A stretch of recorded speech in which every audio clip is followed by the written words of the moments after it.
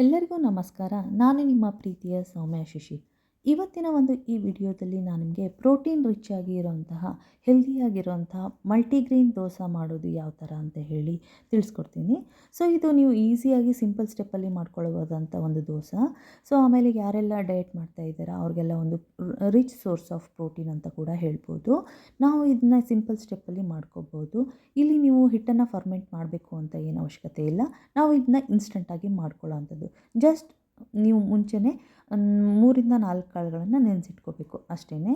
ಇದಕ್ಕೆ ಬೇಕಾಗುವ ಸಾಮಗ್ರಿಗಳು ಅಂತ ಹೇಳಿದರೆ 1 ಕಪ್ನಷ್ಟು ಹೆಸರು ಕಾಳು ತೊಗೊಳ್ಳಿ, 1 ಕಪ್ನಷ್ಟು ಅಕ್ಕಿ, ಅರ್ಧ ಕಪ್ನಷ್ಟು ಉದ್ದಿನಬೇಳೆ, 1/4 ಕಪ್ನಷ್ಟು ತೊಗರಿಬೇಳೆನ ನೀವು ಚೆನ್ನಾಗಿ 2-3 ಬಾರಿ ತೊಳೆದಿಟ್ಬಿಟ್ಟು 4-5 ಗಂಟೆಗಳ ಕಾಲ ದೋಸೆ ಮಾಡೋ ಮುಂಚೆ ನೆನೆಸಿಟ್ಕೋಬೇಕು. ಸೊ ಇದನ್ನೆಲ್ಲ ನೆನೆಸಿಟ್ಕೊಂಡ ನಂತರ ನೀವು ಯಾವಾಗ ದೋಸೆ ಮಾಡ್ತೀನಿ ಅಂತ ಇದ್ದೀರಾ ಅದಕ್ಕಿಂತ ಒಂದು 4-5 ಗಂಟೆಗಳ ಕಾಲ ಮುಂಚಿತವಾಗಿಯೇ ನೆನೆಸಿಟ್ಕೊಳ್ಳಿ. ನಂತರ ಇದೆಲ್ಲ ನೆನೆಸಿಟ್ಕೊಂಡಿರೋ ಕಾಳುಗಳನ್ನೆಲ್ಲ ನೀವು ಒಂದು ಮಿಕ್ಸಿ ಜಾರ್ಗೆ ಟ್ರಾನ್ಸ್ಫರ್ ಮಾಡ್ಕೊಂಡ್ಬಿಟ್ಟು ನೀವು ನಾರ್ಮಲ್ ಅಕ್ಕಿ ದೋಸೆ ಯಾವ ಥರ ಮಾಡ್ತೀರಾ ಅದೇ ಕನ್ಸಿಸ್ಟೆನ್ಸಿಗೆ ನೀವು ಇದನ್ನ ಗ್ರೈಂಡ್ ಮಾಡ್ಕೋಬೇಕು. ಚೆನ್ನಾಗಿ ತುಂಬಾ ಫೈನ್ ಪೇಸ್ಟ್ ಮಾಡ್ಕೋಬೇಕು.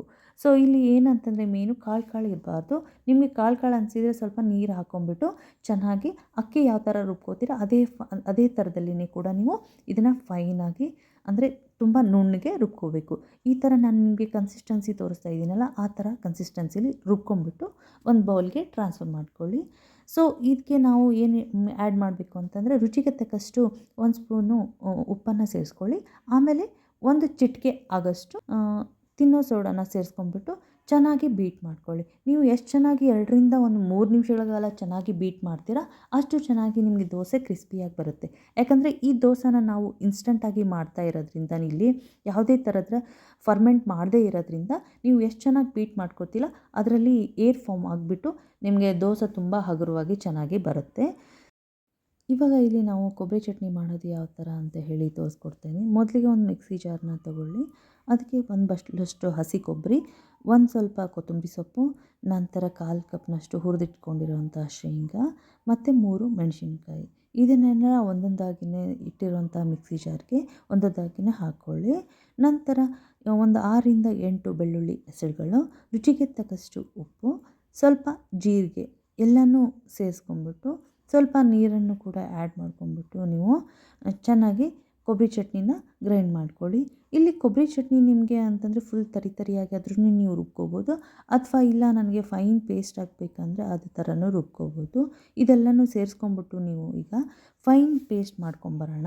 ಈ ಕೊಬ್ಬರಿ ಚಟ್ನಿ ಫೈನ್ ಪೇಸ್ಟ್ ಆದ ನಂತರ ಫ್ರೆಂಡ್ಸ್ ಇದು ಒಂದು ಒಳ್ಳೆಯ ಅಂದರೆ ಕಾಂಬಿನೇಷನ್ ಅಂತ ಹೇಳ್ಬೋದು ದೋಸೆಗೆ. ಇಲ್ಲಿ ದೋಸೆಗೆ ನೀವು ಈ ಥರ ಕೊಬ್ಬರಿ ಚಟ್ನಿ ಆದರೂ ರೆಡಿ ಮಾಡ್ಕೋಬೋದು. ನೋಡ್ತಾ ಇರ್ಬೋದು ನೀವು ಈ ಥರ ಫೈನ್ ಪೇಸ್ಟ್ ಆಗೋದ್ರೂ ಮಾಡ್ಕೋಬೋದು. ಇಲ್ಲ ನನಗೆ ಸ್ವಲ್ಪ ತರಿಯಾಗಿ ಬೇಕು ಅನ್ನೋರು ತರಿಯಾಗಿಯೂ ರುಬ್ಕೋಬೋದು. ಈ ಕೊಬ್ಬರಿ ಚಟ್ನಿ ಅಲ್ಲದೇ ನೀವು ಈ ಥರ ದೋಸೆಗಳಿಗೆ ನೀವು ಕೆಂಪು ಚಟ್ನಿನೂ ತಿನ್ಬೋದು, ಅಥವಾ ಪುಟಾಣಿ ಚಟ್ನಿನೂ ತಿನ್ಬೋದು, ಅಥವಾ ಶೇಂಗಾ ಚಟ್ನಿನೂ ತಿನ್ಬೋದು. ನಿಮಗೆ ಈ ಥರ ಡಿಫ್ರೆಂಟ್ ಆಗಿರೋವಂತಹ ಚಟ್ನಿ ಪುಡಿಗಳು ಬೇಕು ಅಂತಂದರೆ ದಯವಿಟ್ಟು ಕಮೆಂಟ್ ಮಾಡಿ. ನಾನು ಮುಂಬರುವ ವಿಡಿಯೋಗಳಲ್ಲಿ ನಿಮಗೆ ಆ ಥರ ಚಟ್ನಿ ಪುಡಿಗಳನ್ನು ಮಾಡೋದು ಕೂಡ ತೋರಿಸ್ಕೊಡ್ತೀನಿ. ಇಲ್ಲಿ ಈಗ ಹಿಟ್ಟು ನಿಮಗೆ 5 ನಿಮಿಷಗಳ ಕಾಲ ರೆಸ್ಟ್ ಆಗಿದೆ. ಇದನ್ನು ನೀವು ಇನ್ನೊಂದು ಸರಿ ಚೆನ್ನಾಗಿ ಬೀಟ್ ಮಾಡ್ಕೊಂಡ್ಬಿಟ್ಟು ದೋಸೆನ ಹಾಕ್ಕೊಳ್ಳೋದು ಅಷ್ಟೇ. ಸೊ ಇಲ್ಲಿ ನೀವು ತವಾವನ್ನು ಬಿಸಿಯಾಗಿದೆ ಅನ್ನೋ ನೋಡ್ಕೊಂಡ್ಬಿಟ್ಟು ಗ್ಯಾಸ್ ಹಚ್ಕೊಂಡು ಸೊ ಅದ್ರ ಮೇಲೆ ನೀವು ನಾರ್ಮಲ್ ರೆಗ್ಯುಲರಾಗಿ ದೋಸೆ ಯಾವ ಥರ ಹಾಕೋತೀರಾ ಅದೇ ಥರ ನೀವು ಸ್ಪ್ರೆಡ್ ಮಾಡ್ಕೋತಾ ಹೋಗಿ ದೋಸೆನ ಹಾಕ್ಕೊಳ್ಳಿ. ಸೊ ಇಲ್ಲಿ ದೋಸೆಗೆ 1 ಚಮಚದಷ್ಟು ಎಣ್ಣೆನ ಹಾಕ್ಕೊಂಡ್ಬಿಟ್ಟು ಎರಡೂ ಬದಿಗೆ ಚೆನ್ನಾಗಿ ಲೋ ಟು ಮೀಡಿಯಮ್ ಫ್ಲೇಮ್ ಇಟ್ಕೊಂಡ್ಬಿಟ್ಟು ದೋಸೆನ ರೋಸ್ಟ್ ಮಾಡ್ಕೊಳ್ಳಿ.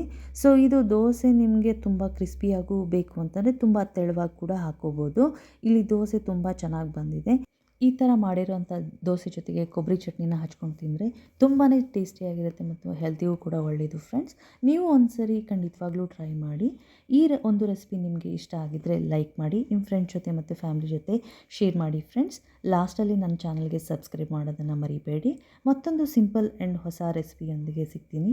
ಧನ್ಯವಾದಗಳು ಫ್ರೆಂಡ್ಸ್. ಶುಭ ದಿನ ಎಲ್ಲರಿಗೂ. Thank you all.